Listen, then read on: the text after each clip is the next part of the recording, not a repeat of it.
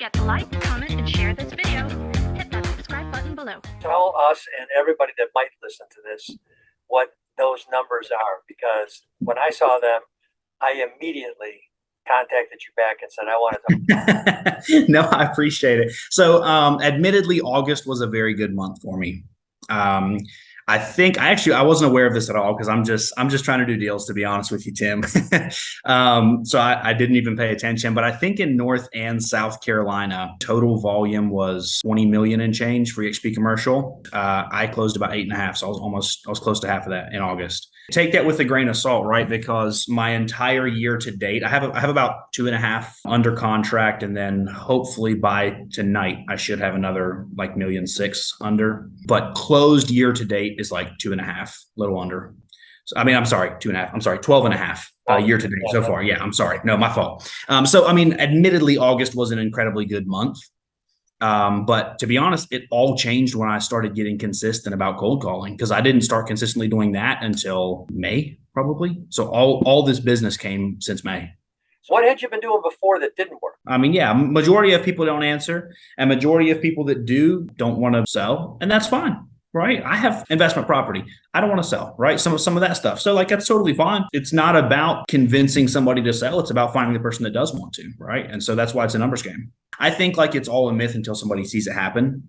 Right. You can tell them 1,000 times. They just need to do the work and watch it happen. I definitely see that a lot. And then on the flip side, I think people drastically overestimate how many calls they make in a week. I had a gentleman that I knew, and we were kind of calling together on a lot of stuff. And when I started locking some stuff up, or I had a bunch of deals and all that, I had talked to him and I was like, he was like, man, you have a lot. Like, I've been calling consistently. Like, what's going on? I said, how many days a week are you calling?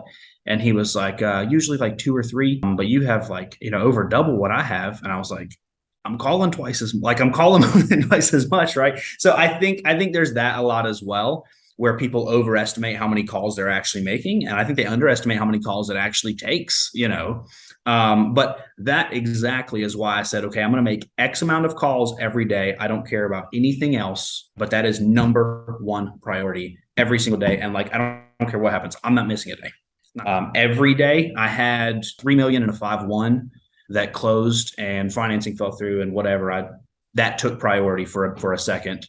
But yeah, I'm back at it. I called yesterday. I was planning on waiting till Monday. Then I was like, why? I have time. So I called yesterday, called today. I'll call tomorrow.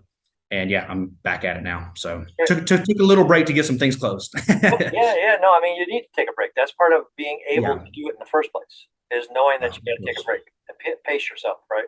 Yeah, of course. So that's really part of the process. So there's plenty to keep calling. Oh, no question. Yeah. Yeah. You could, there's well over 10,000 in one of my most strict criteria that I call. And the hit rate there, as far as getting a hold of an owner, is usually like 1 in 3. So there's a ton of deals right there. Ton of deals. So you can go back to the people that you've already got too, right? Because you probably got less than 10% that you actually talked to. Yep, absolutely. I had a situation just recently where I called a guy back in May, and he said call back in August, and I called him back last month, and guess what? He's ready to sell. So you get a lot of those as well. And there's actually another one that's the exact same situation pretty much, but it's a lady. So that's cool. She's just getting her stuff figured out, and we're going to sell. So yeah, 100%. You go back to the same people, right? My next order of business is, hey, no worries. Completely understand. Do you happen to have anything else that you would, consider an offer on? And then if they say no to that, I say no problem at all. What are you currently buying? Right. And then if they say nothing or whatever, right, and then we end call, right? But that second question that I asked, do you have anything else? That's what has gotten me hotels, some industrial property, some land, different things like that. That's great. Give me a call, Tim Lennon, 404-368-2607.